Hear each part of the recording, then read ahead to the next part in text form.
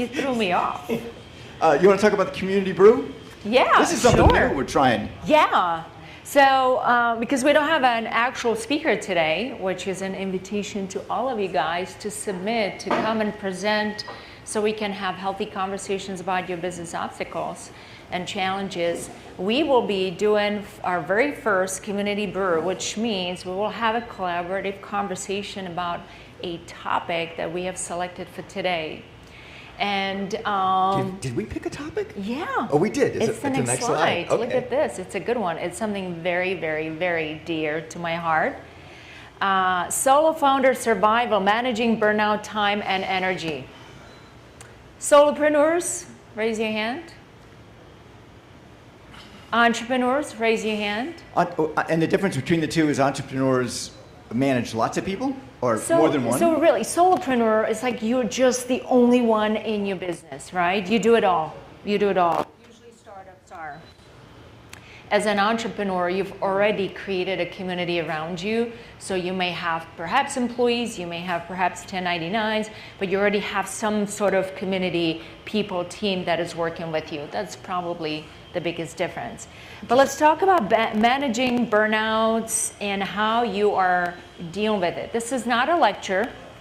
I am an NLP coach, which means neuro-linguistical programming, which means it's basically the language of the brain. So burnout and dealing with them, it's something that I actually do for a living, even though I am not a coach that only specializes on that. I work with kids and also business owners on helping them deal with these burnouts and recognizing the signs and symptoms. So today, we'll have this chat about you guys and how we can help you manage and prevent burnouts from happening when you're starting a business. Okay, so let me just make sure I'm clear. You are a solopreneur or not? Or are you an entrepreneur? Because I am an entrepreneur. I'm an entrepreneur. I have a team of about 15, 20 Yeah, you have of people us. that you rely to that do a little bit of, social media, digital marketing, business development, right? Right. Which is great if you're an entrepreneur because you can delegate. Yeah. And delegating, is that an issue that you all have? Is delegating your work to other people? Yeah, because you feel like you can do it yourself in the same amount of time you can explain it. It's hard, go right? ahead. It's the time, it's the frustration that comes with it. Yeah, it's because there is a point between being self-employed and being an entrepreneur or being a business owner, and it took me a lot of years to figure that out. My dad was self-employed. He was a contractor, and he just did what he did. And so for a lot of years, I was a solopreneur, and I did 9/10 of everything. And it's hard to break that. It's hard to then just say, okay, I really need to explain it to this person and cut them loose and let them go do so I can go do something else over here. And it's a constant battle. And you're right. Once you do everything yourself, you do get to that burnout. Sidebar question. Is it 1 or 10 that's burnout? How does On your a scale work? That's a good one, right? How close burnout do you feel? 10, I am like exhausted. I can't think straight. 1 is like, I'm fine. Just the daily challenge. So on a scale from 1 to 10, where are you guys right now? William. Well, I can speak for myself. I'm probably at about a 9, a 9.5. Burnout? I cried in the car this morning. Oh. I cried in the car this morning. I do content, I have to do content for the business. I'm a one-man army. So I not only have to do the content to promote my products, I have to then go and make the products. Then I have to go deliver the products, and I have to source everything. And I came here on my knuckles right now. So let me ask you this real quickly. Yeah. Have you thought about AI, or is AI something that could help out William? Anybody? I currently use it. I currently use it to do my new menus and different things. I'm sure I can incorporate more of it, but without AI, I wouldn't even be doing the things that I'm able to do right now. Right. I'd like to chime in on that. The crying and feeling desperation and like you don't know how to lift your foot and put in front of the other. Who's been there? I have many times. I want you to normalize it and know that it's part of the game. It does not make you any different from anyone that has decided to build a business. If it was easy, we would all be doing it. What I would love for you guys to recognize today is the fact that the burnout is there for one specific reason. A is to stop and slow down everything you're doing and take a moment for yourself. The moment for yourself where you actually thank yourself for getting yourself to this point, number one, how brave you are and amazing and all the accomplishments that you've made so far. And then the second half of it is to recognize that the sign that you're being sent, your body's telling you, I can't anymore, it's pivot time. The pivot time is to realize what is draining your energy, what is too much, and put that aside or delegate to others.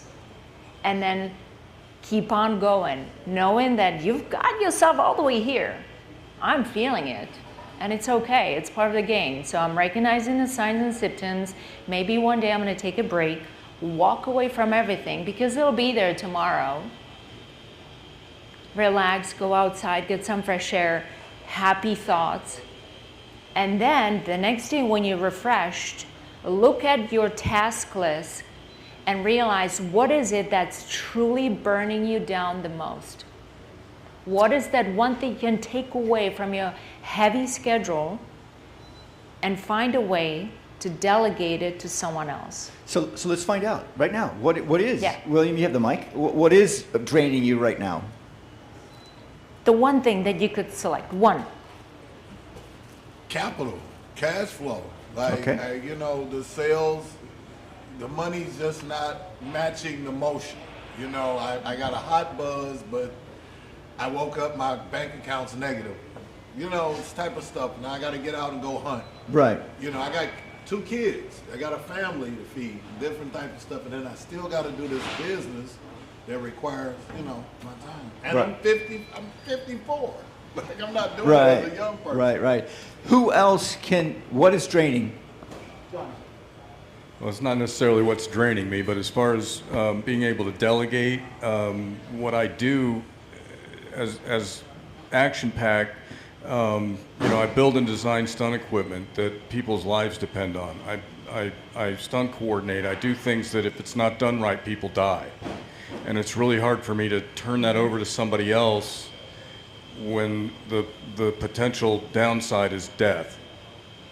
And and when you're working with a piece of equipment and somebody else is doing it with, doing what they're doing with your piece of equipment, if it malfunctions, if something goes wrong, people get hurt, people die, and it's not something you can just lightly blow off, Is that causing a burnout for you? The thing that's causing the burnout for me is just having to do everything. Having to do the website, having to do the marketing, having to do the training, and everything that I'm doing. It's just a lot. So on those lists, right there, Yeah. you have the core functions that you must do yourself at this point. So put those in a bucket, and then the other stuff that potentially you can start delegating, and you can both, you've presented already, you haven't yet, you can present your business up here to get some feedback from the community to help you through some of those challenges. This is a perfect opportunity to get feedback and advice. Well, then it boils down to what he just said, cash flow. I have to pay somebody to do that stuff. Yeah. And But if you don't there have the are money to ways, pay there are somebody to do that ways. stuff, then you're just kind of stuck. You can't, you've got to do it yourself because you can't pay anybody else to do it. There are incentives, equity, Yeah. profit share. Yeah. And people look at that and go, nope, I want money now. And what do? How do you get people motivated to back you up? I had a prime, example. I was trying to set up a stunt driving facility, and all I needed was for some salespeople to come in and pre-sell the seats. And I had a list of 200 people ready to put the money down and come take the class, but I needed them to pay up front so I could, take care of the money to secure the location, get the vehicles built, do the things that needed to be done. Couldn't get a single salesperson to sit down and make a phone call, and I was going to pay them, pretty substantially on a commission. but they wanted money up front, or they said they would do it and then didn't show up. One of the Commitment, things yeah. about delegating is you need to trust the person. Yeah. And that comes with relationships, that comes Yeah. with understanding. In fact, within our core of volunteers, the team that puts on this right here, you know, there's you, there's me, there's Jackie, Betsy. Monica, Yeah, Betsy. there's all these people Harry. that we are helping each other out. And that trust goes beyond just this room. It goes Yeah. to your business, to my business, to everybody's business, which that's tough to do. I mean, you talked about trust a few It takes a weeks very, ago. very long time, right, to build it. And so micro steps, micro tasks, not anything big, overwhelming that people will say, I can't do all of this for you for nothing. Micro tasks, right? Chop it all down. Anyone else, Nathan in the anything back. that's burning you out right now? I might answer the question that's up there. So we had a lot of issues with people calling. We're a virtual office. We don't want people to call us. If I'm being completely honest, I just prefer you to go to the website. People would call us consistently, want to have a conversation, and want to sit down in person. And there was a control aspect of that they just wanted to be in control of their life, and that's what they're used to. We ended up having to hire someone specifically to answer phone calls, and we literally sit them at a desk for 40 hours a week with the intent of answering phone calls. And that was where I was getting burnt out because I thought I was failing people. I literally had to hire for that. Yeah. So, I mean, yes, that took cash flow. Yes, that took... Cash flow is always a big one. But you know what? You said a really big word, control. As an entrepreneur, solopreneur, you don't have control over so many things that are happening to you, right? And losing that control, you can only impact and affect so much. So as the burnout is as you're feeling it, I actually had it this past weekend, you know, the blackout and not being able to think and like totally exhausted. It's really sitting down and going back to the core of your business and the why.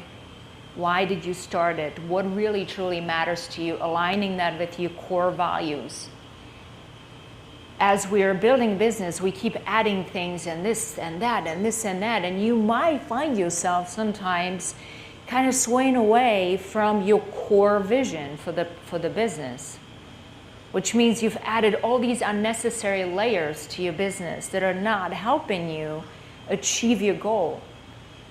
So go back to the basics. When you're feeling this overwhelm, go back to the basics. Strip down all the stuff that is not necessary right now to create your core foundation, the systems and operations, and obviously to start seeing the revenue.